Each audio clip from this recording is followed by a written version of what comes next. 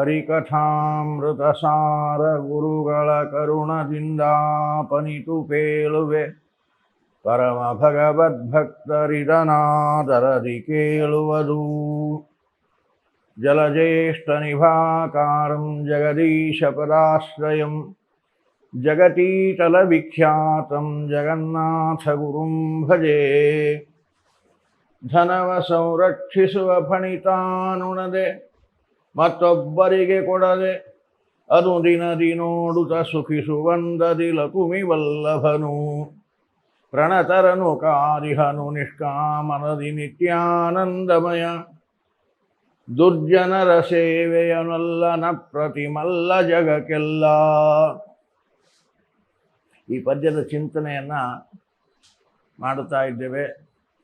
ಕರುಣಾಸಂಧಿಯಲ್ಲಿ 13ನೆಯ ಪದ್ಯ. ಭಗವಂತ ಭಕ್ತರನ್ನು ಬೇರೆ ಯಾವ ಉದ್ದೇಶದಿಂದಲೂ ರಕ್ಷಣೆ ಮಾಡೋದಿಲ್ಲ. ದೇವಶೇಷ ಸ್ವಭಾವೋಯಂ, ಇದು ಅವನ ಸ್ವಭಾವ.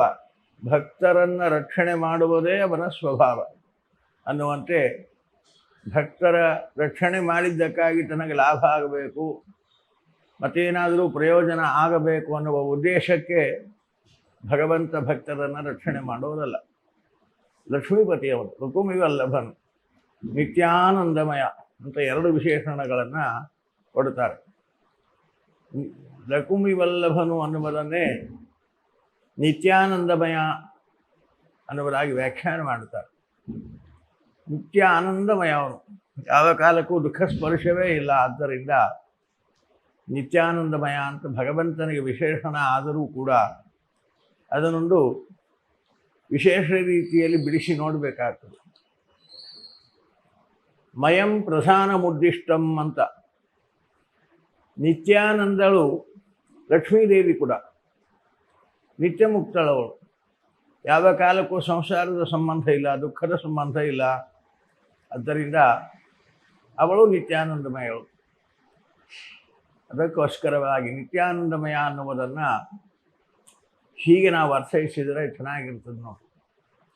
ನಿತ್ಯಾನಂದ ಭಗವಂತ, ಲಕ್ಷ್ಮೀದೇವಿ ಕೂಡ ನಿತ್ಯಾನಂದವು. ವ್ಯತ್ಯಾಸ ಏನು ಬಂತು ಅಂದರೆ ಅದಕ್ಕೆ ನಿತ್ಯಾನಂದಮಯ ಅಂತ ಹೇಳ್ತಾರೆ. ಮಯ ಅಂದರೆ ನಿತ್ಯಾನಂದವುಳ್ಳವರಲ್ಲಿ ಅವನು ಪ್ರಧಾನ, ಶ್ರೇಷ್ಠ. ಲಕ್ಷ್ಮೀದೇವಿ ಕೂಡ ನಿತ್ಯಾನಂದಳಾದರೂ ಕೂಡ ಅವಳಿಗಿಂತ ಪ್ರಧಾನ ಇವನು ಅನ್ನುವಂತೆ ಸ್ವತಂತ್ರನಾಗಿ ನಿತ್ಯಾನಂದಮಯ, ಅವಳು ಅಸ್ವತಂತ್ರಳಾಗಿ ನಿತ್ಯಾನಂದಮಯಳು, ಭಗವದಧೀನಳಾಗಿ. ಕಾರಣ ಅವಳಿಗಿಂತ ಇವನು ಪ್ರಧಾನ, ಶ್ರೇಷ್ಠ ಅಂತ ಅನ್ನಿಸ್ತಾನೆ.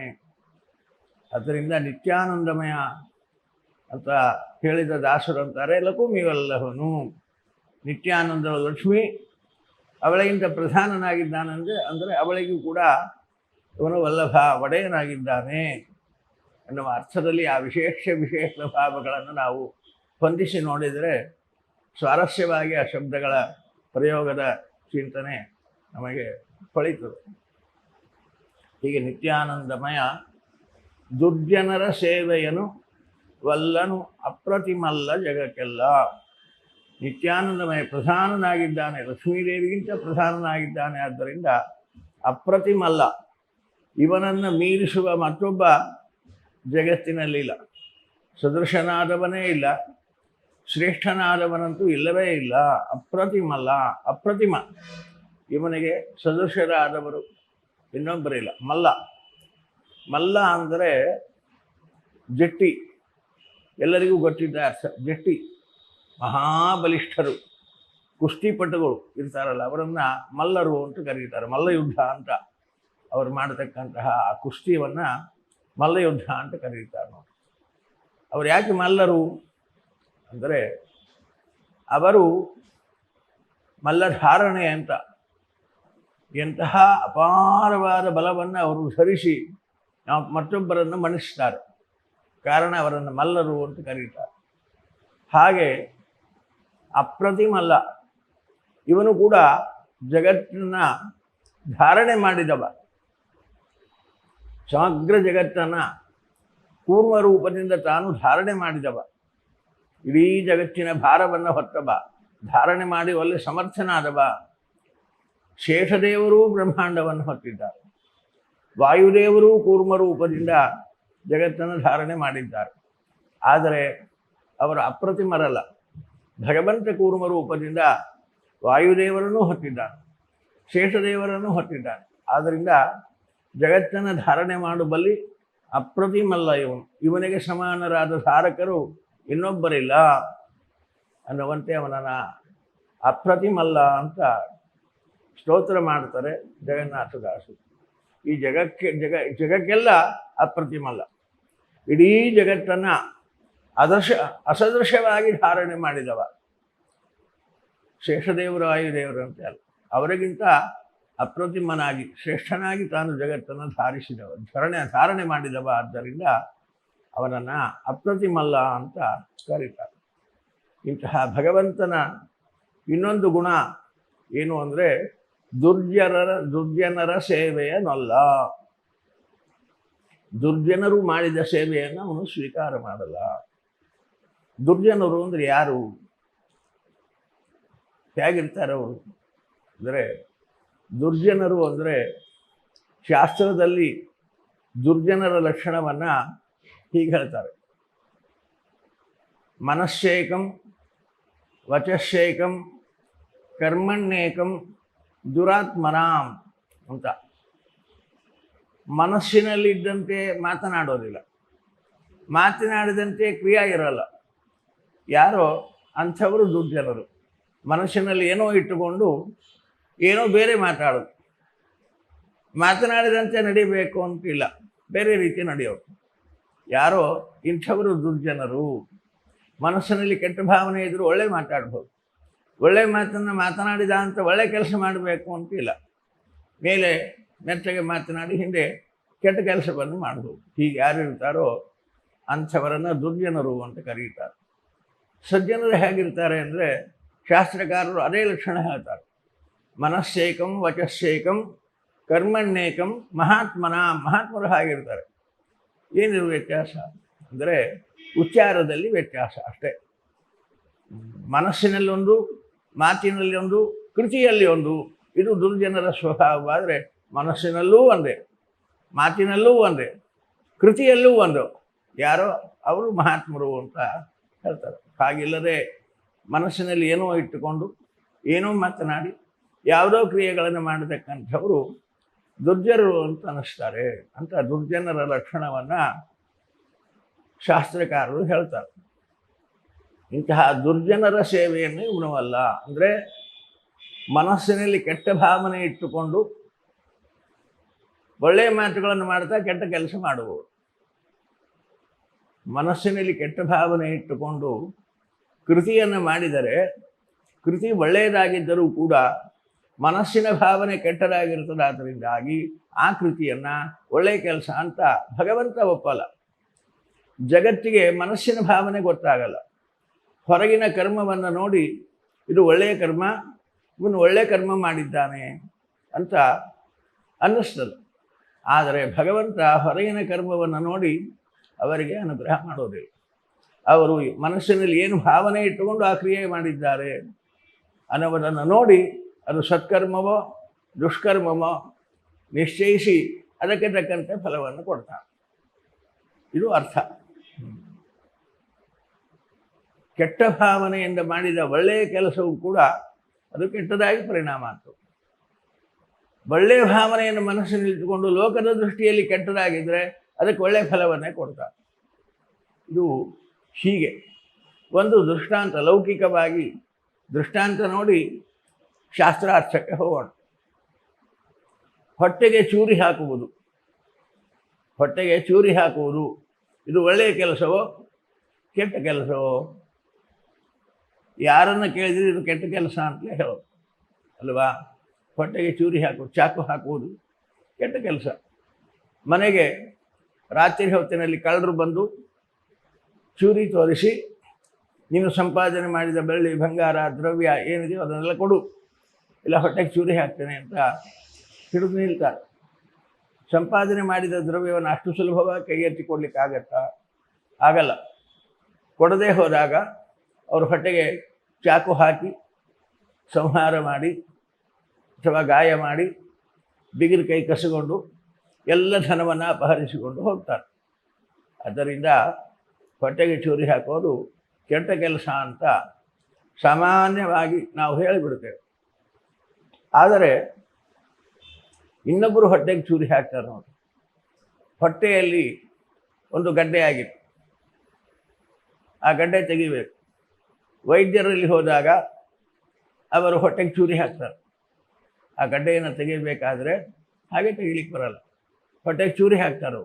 ಆಪ್ರೇಷನ್ ಮಾಡ್ತಾರೆ, ಚೂರಿ ಹಾಕಿ ಆ ಗಡ್ಡೆ ತೆಗೆದು ಏನು ಟ್ರೀಟ್ಮೆಂಟ್ ಕೊಡಬೇಕು ಅದೆಲ್ಲ ಕೊಡ್ತಾರೆ.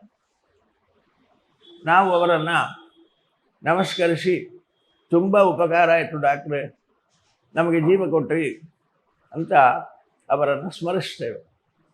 ಕೆಲಸ ಒಂದೇ, ಕಳ್ಳನೂ ಹೊಟ್ಟೆಗೆ ಚೂರಿ ಹಾಕಿದ್ದಾನೆ, ವೈದ್ಯರು ಹೊಟ್ಟೆಗೆ ಚೂರಿ ಹಾಕಿದ್ದಾರೆ. ಆದರೆ ಕಳ್ಳನನ್ನು ಬೈತಾರೆ, ಡಾಕ್ಟರನ್ನು ಸ್ತೋತ್ರ ಮಾಡ್ತಾರೆ ಅಲ್ವಾ? ಕೆಲಸ ಒಂದೇ. ಯಾಕೆ? ಇಬ್ಬರೂ ಮಾಡಿದ ಕೆಲಸ ಒಂದೇ ಆದರೂ ಕೂಡ ಅವರನ್ನು ಬೈಬೇಕೇಕೆ, ಇವರನ್ನು ಸ್ತೋತ್ರ ಮಾಡಬೇಕಾಕೆ? ಅಂದರೆ ಅವರು ಮಾಡಿದ ಕೆಲಸ ಒಂದೇ ಆದರೂ ಕೂಡ ಅವರ ಆ ಕೆಲಸ ಮಾಡುವ ಹಿನ್ನೆಲೆಯಲ್ಲಿ ಭಾವನೆ ಬೇರೆ. ಅವನು ಸಾಯಿಸಬೇಕು ಅಂತಲೇ ಚೂರಿ ಹಾಕಿದವ, ಇವರು ಬದುಕಿಸ್ಬೇಕಂತಲೇ ಚೂರಿ ಹಾಕಿದವರು. ಹಾಗಾಗಿ ಅದು ಕೆಟ್ಟ ಕೆಲಸ ಒಳ್ಳೆಯ ಕೆಲಸ ಅಂತ ನಿರ್ಣಯಿಸಲ್ಪಡ್ತದೆ. ಹಾಗಾಗಿ ಯಾವುದೇ ಕರ್ಮ ಅದು ಕೆಟ್ಟದಾಗಬೇಕಾದ್ರೆ ಕೆಟ್ಟ ಭಾವನೆಯಿಂದ ಮಾಡಿದರೆ ಅದು ಕೆಟ್ಟ ಕೆಲಸ, ಒಳ್ಳೆಯ ಭಾವನೆಯಲ್ಲಿ ಮಾಡಿದರೆ ಅದು ಒಳ್ಳೆಯ ಕೆಲಸ ಅಂತ ಭಗವಂತ ಹೀಗೆ ನಿರ್ಣಯ ಮಾಡ್ತಾನೆ. ಒಳ್ಳೆಯ ಕೆಲಸ, ಕೆಟ್ಟ ಕೆಲಸ, ಒಳ್ಳೆಯ ಕರ್ಮ, ಸುಕರ್ಮ, ಕುಕರ್ಮ ಅನ್ನುವುದನ್ನು ಹೀಗೆ ಭಗವಂತ ನಿರ್ಣಯಿಸಿ, ಕೆಟ್ಟ ಭಾವನೆಯಲ್ಲಿ ಎಷ್ಟು ದೊಡ್ಡ ಕೆಲಸ ಮಾಡಿದರೂ ಕೂಡ ಅಂಥವರನ್ನು ಭಗವಂತ ಭಕ್ತರು ಅಂತೂ ಸ್ವೀಕಾರ ಮಾಡಿ ಅನುಗ್ರಹಿಸೋದಿಲ್ಲ. ಇದು ದಾಸರು ಹೇಳ್ತಕ್ಕಂತಹ ಒಂದು ವಿಚಿತ್ರವಾದ ಮರ್ಮ. ಇಲ್ಲಿ ದುರ್ಜನರ ಸೇವೆಯನ್ನೊಲ್ಲ ನಪ್ರತಿಮಲ್ಲ ಜಗಕ್ಕೆಲ್ಲ ಅಂದರೆ, ದುರ್ಜನರ ಸೇವೆಯನ್ನೊಲ್ಲ ಅಂದರೆ ಕೆಟ್ಟ ಭಾವನೆಯಲ್ಲಿ, ಮನಸ್ಸಿನಲ್ಲಿ ಕೆಟ್ಟ ಭಾವನೆಯನ್ನು ಇಟ್ಟುಕೊಂಡು ಒಳ್ಳೆಯ ಕೆಲಸವನ್ನು ಮಾಡಿದರೂ ಕೂಡ ಅದು ಕೆಟ್ಟ ಕೆಲಸ ಅಂತ ಆಗ್ತದೆ ಹೊರತು ಒಳ್ಳೆಯ ಕೆಲಸ ಅಂತ ಭಗವಂತ ಅನುಗ್ರಹ ಮಾಡುವುದಿಲ್ಲ. ಇದು ಸಾಮಾನ್ಯ ತತ್ವ. ಇದನ್ನು ಒಂದು ದೃಷ್ಟಾಂತ ಕಥೆಯ ಮೂಲಕ ನಾವು ತಿಳಿದಾಗ ನಿಮಗದು ಸ್ಪಷ್ಟವಾಗ್ತದೆ. ದುರ್ಯೋಧನ ಇದ್ದ. ದುರ್ಯೋಧನ ದೂರ್ವಾಸರನ್ನು ಚಾತುರ್ಮಾಸ್ಯಕ್ಕೆ ಕೊಡಿಸ್ತಾನೆ.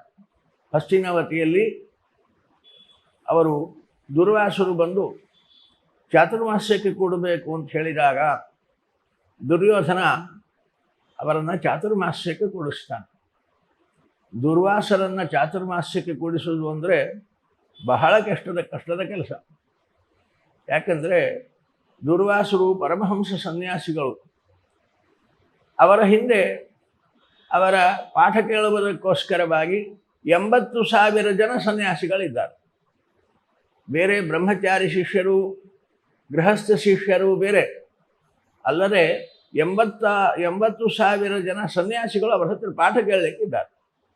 ಹಾಗಾಗಿ ದುರ್ವಾಸರನ್ನು ಚಾತುರ್ಮಾಸ್ಯಕ್ಕೆ ಕೂಡಿಸೋದು ಅಂದರೆ 80,000 ಸನ್ಯಾಸಿಗಳನ್ನು ಚಾತುರ್ಮಾಸ್ಯಕ್ಕೆ ಹಿಡಿಬೇಕಾಗ್ತದೆ. ಇಷ್ಟು ದೊಡ್ಡ ಕೆಲಸ. ಒಬ್ಬ ಸನ್ಯಾಸಿಯನ್ನು ಒಂದು ದಿನ ಭಿಕ್ಷೆ ಹಾಕಿದರೆ ಯತಿಹಸ್ತೆ ಜಲಂ ದದ್ಯಾತ್ ಭೈಕ್ಷಂ ದದ್ಯಾತ್ ಪುನರ್ಜಲಂ ತದನ್ನಂ ಮೇರುಣಾತುಲ್ಯಂ ತಜ್ಜಲಂ ಸಾಗರೋಪಮಂ ಅಂತಾರೆ ಶಾಸ್ತ್ರಕಾರರು. ಯತಿಗಳಿಗೆ ಒಂದು ದಿನ ಒಂದು ತುತ್ತು ಅನ್ನ ನಾವು ಭಿಕ್ಷೆ ಹಾಕಿದರೆ ತದನ್ನಂ ಮೇರುಣಾತುಲ್ಯಂ, ಮೇರು ಪರ್ವತದ ಎತ್ತರದ ಅನ್ನವನ್ನು ದಾನ ಮಾಡಿದ ಪುಣ್ಯ. ಅವರ ಕೈಯಲ್ಲಿ ಹಾಕಿದ ಒಂದು ಆಪೋಷಣ, ಒಂದು ಸೌಟು ನೀರು, ಅದು ಸಾಗರೋಪಮಂ, ಸಮುದ್ರದಷ್ಟು ನೀರು ದಾನ ಮಾಡಿದ ಪುಣ್ಯ. ಒಬ್ಬ ಯತಿಗೆ ಒಂದು ದಿನ ಭಿಕ್ಷೆ ಮಾಡಿಸಿದರೆ, ಒಂದು ತುತ್ತು ಅನ್ನ ಕೈಯಲ್ಲಿ ಸೌಟು ನೀರು ಹಾಕಿದರೆ ಸಾಗರದಷ್ಟು ನೀರು ದಾನ ಮಾಡಿದ ಪುಣ್ಯ, ಮೇರು ಪರ್ವತದಷ್ಟು ಅನ್ನದಾನ ಮಾಡಿದ ಪುಣ್ಯ ಅಂತಾರೆ. ಇಂತಹ ದುರ್ವಾಸರನ್ನು ಮಾತ್ರ ಅಲ್ಲದೆ 80,000 ಜನ ಸನ್ಯಾಸಿಗಳನ್ನು ಚಾತುರ್ಮಾಸಕ್ಕೆ 4 ತಿಂಗಳ ಕಾಲ ದುರ್ಯೋಧನ ತಾನು ಅವರಿಗೆ ಸತ್ಕಾರ ಮಾಡ್ತಾನೆ. ಚಾತುರ್ಮಾಸ್ಯಕ್ಕೆ ಕೂಡಿಸಿ ಎಷ್ಟು ಪುಣ್ಯದ ಕೆಲಸ ಅಲ್ವಾ? 80,000 ಜನ ಸನ್ಯಾಸಿಗಳನ್ನು ಚಾತುರ್ಮಾಸ್ಯಕ್ಕೆ ಕೂಡಿಸೋದು ಅಂದರೆ ತಮಾಷೆಯ ಕೆಲಸ ಅಲ್ಲ, ಅಪಾರವಾದ ಪುಣ್ಯ. ಆದ್ದರಿಂದ ಎಷ್ಟು ಒಳ್ಳೆಯ ಕೆಲಸ ಮಾಡಿದ ದುರ್ಯೋಧನ ಅಂತ ಇದನ್ನು ನೋಡುವಾಗ ನಮಗನ್ನಿಸ್ತದೆ. ಆದರೆ ಅದು ಒಳ್ಳೆಯ ಕರ್ಮ ಆಗಲಿಲ್ಲ. ಕೃಷ್ಣ ಅವನು ಮಾಡಿಸಿದ ದುರ್ವಾಸರ ಚಾತುರ್ಮಾಸ್ಯಕ್ಕೆ ಪ್ರೀತನಾಗಿ ಅನುಗ್ರಹ ಮಾಡಲಿಲ್ಲ. ಯಾಕೆ ಮಾಡಲಿಲ್ಲ? ಅದನ್ನು ಸೇವೆ ಅಂತ ಭಗವಂತ ಯಾಕೆ ಸ್ವೀಕಾರ ಮಾಡಲಿಲ್ಲ? ಬಹಳ ರಹಸ್ಯ. ಇದೇ ಮನಸ್ಸಿನ ಹಿನ್ನೆಲೆಯಲ್ಲಿ ನೋಡಬೇಕಾದ್ರೆ, ಅದೇನು ಮನಸ್ಸಿನ ಹಿನ್ನೆಲೆಯಲ್ಲಿ ನೋಡಬೇಕಾದ ಭಾವನೆ ಈ ಕಥೆಯನ್ನು ನಾಳಿನ ಪ್ರವಚನದಲ್ಲಿ ಅದನ್ನು ನಾವು ಚಿಂತನೆಯನ್ನು ಮುಂದುವರಿಸೋಣ. ಮಧ್ವೇಶ ಅರ್ಪಣಮಸ್ತು.